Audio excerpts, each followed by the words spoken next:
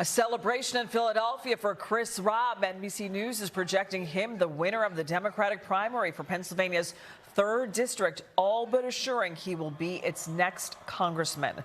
Bob Brooks is also celebrating tonight. He won the Democratic nomination for the U.S. House in Pennsylvania's 7th congressional district. All of our major races have been called. Let's check in with Lauren Mayk. She's breaking it all down for us. Lauren? Fred and Jacqueline, let's start in that Philadelphia congressional race in the 3rd district. No Republican on the primary ballot there, so this race was always expected to produce the next member of Congress from Philadelphia. Right now, that appears that is Chris Rabb. And if you look at these numbers with 87% of the vote in here, this appears to be a double-digit win, at least where the numbers sit right now, and that is notable. It was expected to be a lot closer, and here are a couple of the things that make this significant. First of all, this is a big win for progressives. Chris Rabb was backed by Alexandria Ocasio-Cortez, who held a rally here for him. Sharif Street was backed by the mayor, was backed by the Philadelphia Democratic Party, was backed by unions. This raises big questions about their power in the city and the ability for them to get him across the finish line. It also raises the prospect of progressives taking a bigger role here. And what does that mean for them across Pennsylvania and across the country? Let me show you also another reason why this was so stunning. If you look here, this is the map of the district with the colors here. You don't need to get into all the details. I'll tell you the darkest color here, that is Chris Rabb, the wards that he won. Let me show you up here.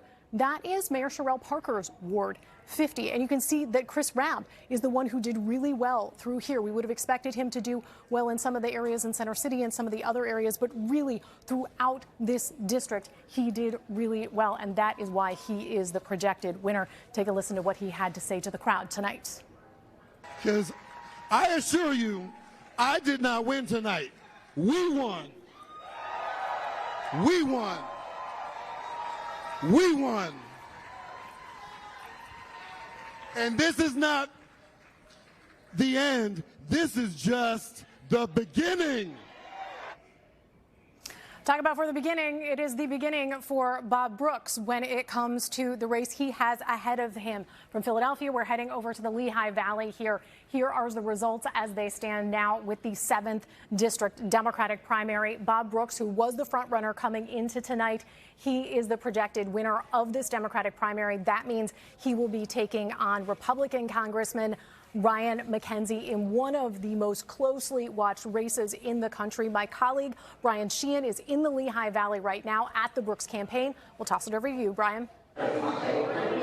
Yeah, Lauren, good evening. It is a good night for Bob Brooks and his supporters who packed into this wine bar here in Bethlehem and celebrated this victory. A few people are still hanging around, including the nominee himself. He's taken off his jacket and is relaxing with family and friends and members of the Bethlehem Fire Company. He's relaxing for the moment. He tells me he has a lot of work to do.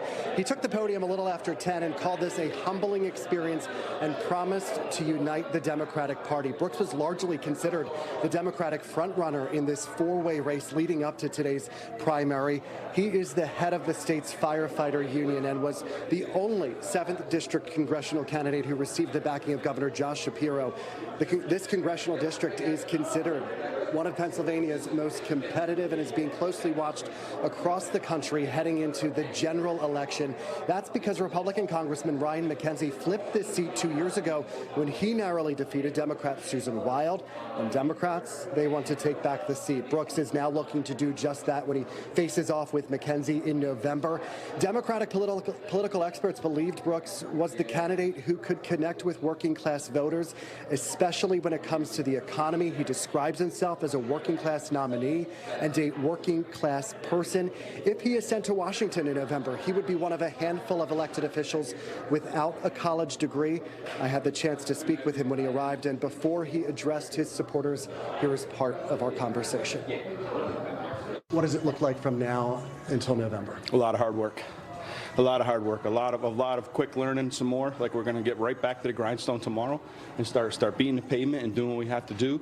Again, I have a phenomenal team, and as we know, I have a phenomenal group around this. The coalition that we built around this campaign is showing through right now, and you know, we're going to get right to work really fast. And my campaign manager is the best. Jenna Kaufman, I'm telling you, is the best in the world, and she's got me covered, and she's got this campaign covered. And back here live, you see Brooks celebrating with friends and supporters here, laughing, enjoying this moment. But as he said, he has a lot of work to do heading into November in this race that is being closely watched, not just here in our area, but across the country. That is the latest here tonight live in Bethlehem. I'm Brian Sheehan, NBC 10 News.